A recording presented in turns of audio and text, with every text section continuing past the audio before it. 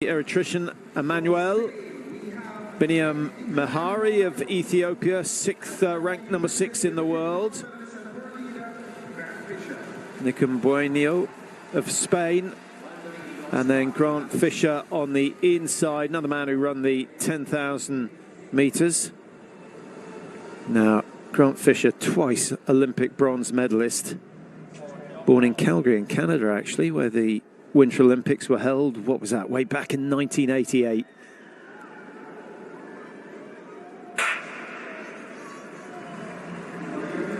So the pace doesn't matter. Just the first 8 to go through to the final.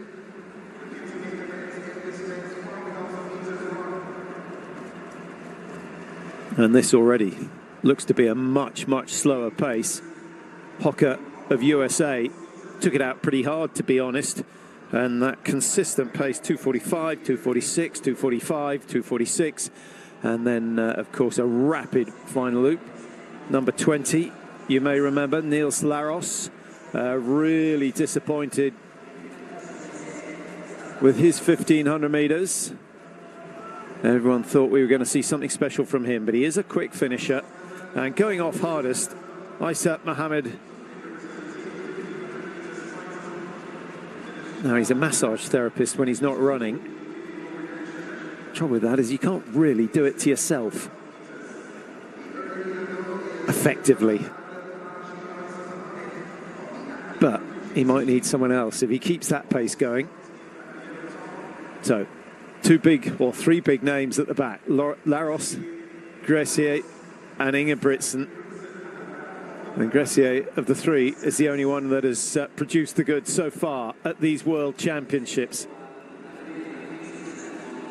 Yeah, Patrick, I mean, it's a shot at redemption, isn't it, for 1 or 2 people. Larios, who will feel that there was not much wrong with his fitness coming into this race. Laros, the Dutchman there, one off the back. Ingebrigtsen, who perhaps hoping that the one run he had at the 1,500 metres might just start to run him into some sort of fitness. He's had rotten injury problems, so the elimination that he suffered in the first round, a surprise on one hand, but not really on another.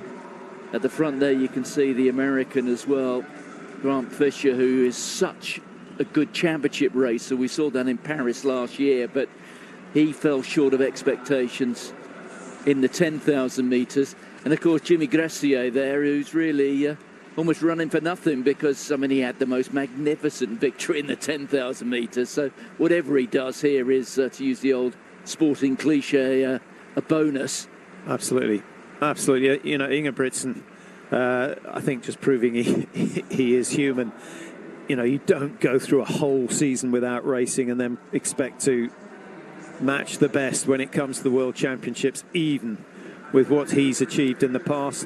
Laros, slightly a slight surprise that he just couldn't produce that finishing speed in the 1,500. We were expecting to see that. I wonder whether he's used his best on the Diamond League this year, but he's confident enough to sit at the back, and you can see they're already, 25, 30 metres down on the race leaders here. Mohammed leads, and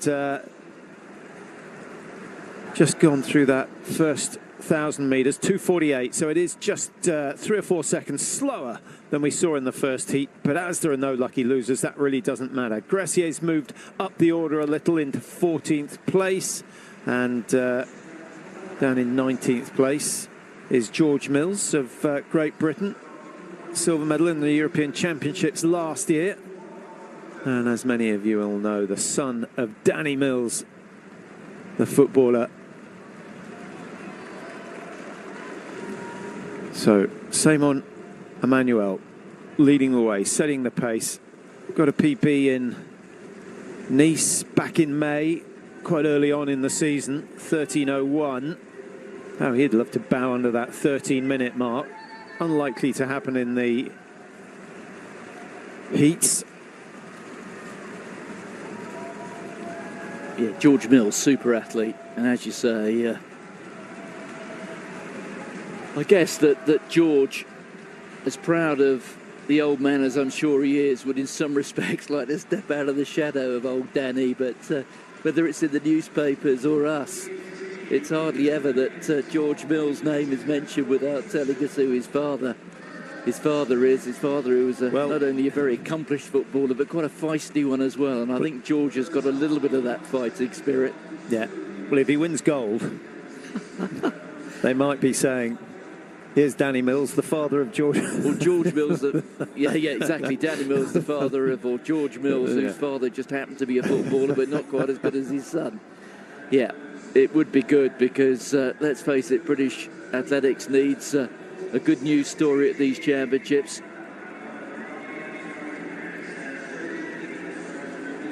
It's Jake Whiteman at the moment, the only medalist, the silver. However good that silver was, it is the only medal for this British team at the moment through the opening 6 days. Great Britain sitting in equal 21st position, incidentally. In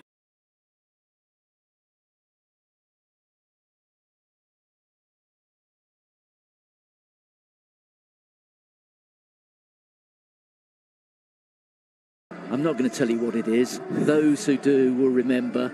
Those who don't, well, just go and look it up. But it was rather a damning indictment on the England football performance, and particularly of its manager. I do wonder if there may be, if Great Britain perhaps did only add 1 and perhaps maximum 2 more medals, just how much of a post-mortem there will be in UK athletics. Because remember, we picked up 10 medals in Budapest 2 years ago, and this is almost getting back to the dark old days of 20 years ago when Britain had 3 consecutive championships, 2001 in Edmonton, 2003 in Paris, and then 2005 in Helsinki. Well, I think we got what was it, 2 medals in 2001, 3 in 2003, 3 in 2005. In 2005 in Helsinki, 2 of those 3 medals were in relays, with the other medal being a gold, a fantastic gold that it was from Paula Radcliffe in the marathon. Yeah, always think it's important to get your medal tally started early on. The buzz that goes through the team. And Great Britain have certainly failed to do that this time round. And I just wonder how much pressure that puts on Keely Hodgkinson, because she knows that the fortunes of the British team are resting fairly and squarely on her shoulders. Yeah, I know that 1 or 2 cheerleaders out there have been saying, oh, well, it's only because of the way the timetable has worked that Britain looks so poor on the medals table, and all come right towards the, oh dear, a bit of pushing and shoving, and somebody almost fell there. Be interested to know what went on, but it tends to be created by somebody treading on somebody's heels when there is a sharp reduction in the speed from the front. Yeah, I was going to say that 1 or 2 cheerleaders have been saying that, don't worry, you know, it's not a realistic position that Great Britain find themselves on the medal table just 1 after 6 days. It'll all come right on the second weekend. Well, we may end up with 5 or 6 medals. I think we've got medal hopes in both the men's and women's 800 metres. Of course, Keely Hodgkinson will line up as a hot favourite. We've also got the heptathlon. It's great to see Katarina Johnson-Thompson getting off to a decent start. She has to have, if not a golden opportunity, certainly a real chance of picking up a medal. Coming up to the 3,000 metre mark. Keep an eye on the clock. 8:14 was the time of the first heat, so it is considerably slower.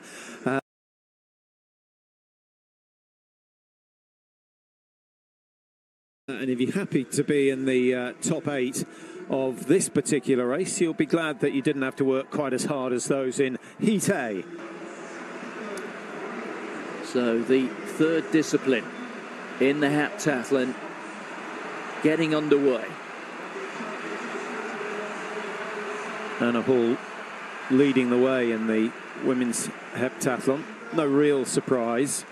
Tiam is up there. Johnson-Thompson in the top 4. Fisher has been setting the pace for a while. Leading duties taken over by Emmanuel from Eritrea. And we know he's in pretty good shape. George Mills has moved from the back to the front, sitting in third or fourth. Laros just going past him, the tall Dutchman. Easy to pick out in that orange vest, and now sitting on the shoulder. He does not want to make the mistakes that he made in the 1500. And Ingebrigtsen, is he waiting or is he suffering? We do not know. Remember, he ran out of puff with 150 to go in the 1500 meter heats, and this obviously considerably further than that. The men's 5K, second heat, top 8 to go through.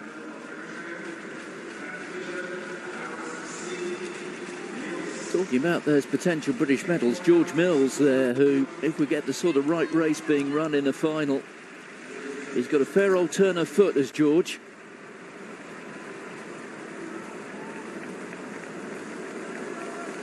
Fisher running towards the front of that field. Laros, who was many people's idea of the favourite in that 1500 metres, but he came to grief. He's been impressive on the commercial circuit, but that was a fairly clear demonstration, I think, that when we get a championship competition, it is so different from the commercial circuit in just about every respect. And Laros, maybe his inexperience getting found out just a little bit there, but Laros pursuing Fisher, and Fisher kicking on here.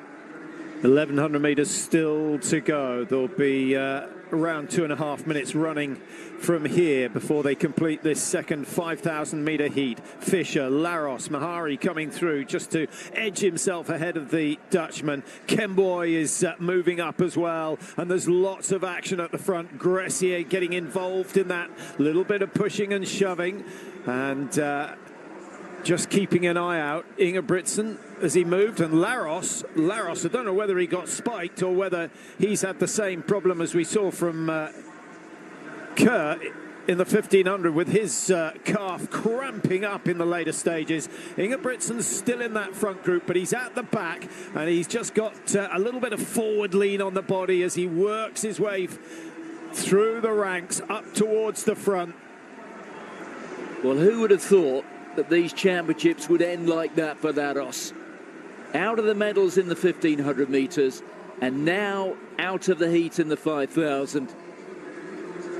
George Mills still looking in a very good position. Gressier of France poised on his shoulder. Ingebrigtsen remains in contact.